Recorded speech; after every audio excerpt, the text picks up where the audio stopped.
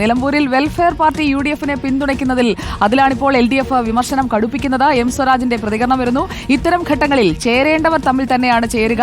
ഇതിനു മുൻപും ജമാഅത്തെ ഇസ്ലാമി യു.ഡി.എഫിന്റെ ഘടകകക്ഷി എന്ന പോലെ തന്നെയാണ് നിലപാടെടുത്തതെന്നും എം സ്വരാജ് പറയുന്നു. അവരുടെ യു.ഡി.എഫ് പിന്തുണ ഞങ്ങളെ ബാധിക്കുന്ന കാര്യമല്ല എന്നും എൽ.ഡി.എഫ് സ്ഥാനാർത്ഥി വിമർശിക്കുന്നു. നമുക്ക് ആദ്യം എം സ്വരാജ് പറഞ്ഞത് കേൾക്കാം. അത് കഴിയുമ്പോൾ നമ്മുടെ ദീപക് മലയമോ വരും.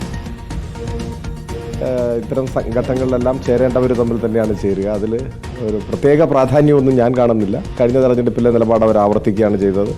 ആ നിലപാടിനെ കേരളം തള്ളിക്കളഞ്ഞതാണ്. അത് കഴിഞ്ഞ തെരഞ്ഞെടുപ്പിൽ നമുക്കൊക്കെ അനുഭവപ്പെട്ടതുമാണ്. അതിൽ പ്രത്യേകിച്ചൊന്നും ഒരു അഭിപ്രായം ഞാൻ പറയേണ്ട ആവശ്യമില്ല എന്നാണ് എനിക്ക് തോന്നുന്നത്. ഇത്തരത്തിലുള്ള ഒരു നിലപാട് സ്വീകരിച്ചതുകൊണ്ട് അത് തെരഞ്ഞെടുപ്പിൽ ഏതെങ്കിലും തരത്തിൽ ഞങ്ങളെ ബാധിക്കുന്ന ഒരു പ്രശ്നമായിട്ട് ഞങ്ങൾ കണക്കാക്കുന്നില്ല. ജനങ്ങൾ മതനിരപേക്ഷ നിലപാടിനോടൊപ്പം നിൽക്കും എന്ന കാര്യത്തിൽ ഞങ്ങൾക്ക് ഉറപ്പാണ്. ദീപക് മലയമ്മ നമുക്കൊപ്പം ചേരുകയാണ്. ദീപക് മലയമ്മ, എം സ്വരാജിന്റെ പ്രതികരണം കേട്ടുകൊണ്ടിരുന്നപ്പോൾ ഞാൻ ദേശാഭിമാനി ഒന്നും കൂടി ഒന്ന് എടുത്തു. അതിൽ നിലമ്പൂരിലെ പിന്തുണയ്ക്ക് പ്രത്യുപകാരം ജമാഅത്തെ ഇസ്ലാമിയുടെ പാർട്ടിക്ക് യു.ഡി.എഫ് അംഗത്വം എന്ന് പറഞ്ഞുകൊണ്ട് നമ്മുടെ പി.വി. ജിജോ നിലമ്പൂരിൽ നിന്നൊരു ബൈലൈൻ സ്റ്റോറി ഫ്രണ്ട് പേജിൽ തന്നെ അടിച്ചിട്ടുണ്ട്. അപ്പോൾ എം സ്വരാജ് പറഞ്ഞത് കൂടി ചേർത്ത് വെച്ച് നോക്കുമ്പോൾ ചേരേണ്ടത് തമ്മിൽ ചേർന്നു എന്ന് പറഞ്ഞാൽ ഇനി അങ്ങോട്ട് ചേർന്നിരിക്കുമോ? അതായത് അൻവർ ആകാത്ത അസോസിയേറ്റ് വെൽഫെയർ പാർട്ടി ആകുമോ ദീപക്?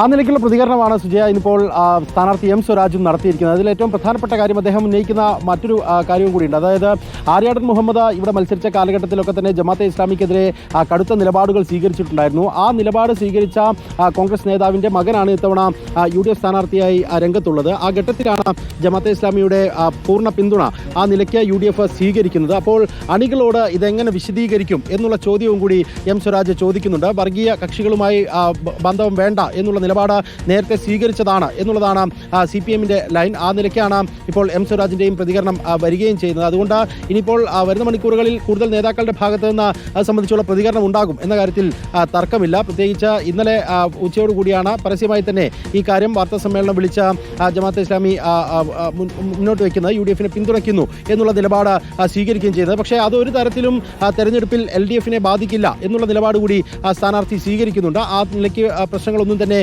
ഉണ്ടാകാനും പോകുന്നില്ല. മുൻപും സമാനമായ രീതിയിൽ ചേരേണ്ടവർ തമ്മിൽ ചേർന്ന് നിൽക്കുന്ന ചേരേണ്ടവർ തമ്മിൽ ചേരുന്നുവെന്ന് പറഞ്ഞ ദീപക് അവിടെ ഒന്ന് നിന്നേ. നമ്മുടെ ഒരു പ്രേക്ഷകൻ ചോദിക്കുന്നു ദീപകിനോട്, ഷിഹാബാണ്, PDP LDF-നെ പിന്തുണയ്ക്കുന്നുണ്ട്.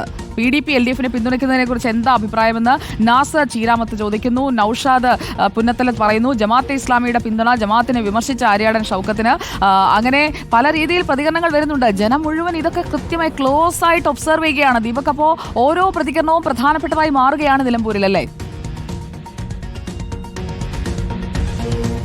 നിലമ്പൂരിൽ ഇനിയിപ്പോൾ നേരത്തെ രഞ്ജിത്ത് പറഞ്ഞ പോലെ കുറഞ്ഞ ദിവസങ്ങൾ കൂടിയേ ഉള്ളൂ. ആ സമയത്ത് ഈ നടക്കുന്ന ഓരോ രാഷ്ട്രീയ നീക്കങ്ങളും വളരെ സൂക്ഷ്മമായി തന്നെയാണ് ആളുകൾ നോക്കിക്കാണുന്നത്. നേരത്തെ PV അൻവർ എങ്ങോട്ടായിരിക്കുമെന്നുള്ള ചോദ്യമായിരുന്നു ആളുകളെ കൂടുതൽ ആകാംക്ഷയിലേക്ക് ആക്കിയിരുന്നെങ്കിൽ ഇപ്പോൾ പലരും വന്ന് പല മുന്നണികളുമായിട്ട് ഐക്യപ്പെടുന്ന സാഹചര്യമൊക്കെ ഉണ്ട്. അതുകൊണ്ട് ഇന്നലെയാണ് PDP-യും സമാനമായ രീതിയിൽ അവർ വലിയൊരു കൺവെൻഷനൊക്കെ വിളിച്ചിട്ടാണ് ആളുകളെയൊക്കെ കൂട്ടിക്കൊണ്ടാണ് LDF-ന് പിന്തുണ പ്രഖ്യാപിക്കുന്ന സാഹചര്യം ഉണ്ടായത്. അപ്പോൾ ആളുകൾ സ്വാഭാവികമായിട്ടും നോക്കുകയല്ലേ ഇതിപ്പോൾ എന്താവും എന്നുള്ളത് പറയാൻ പറ്റാത്ത സ്ഥിതിയാണ്.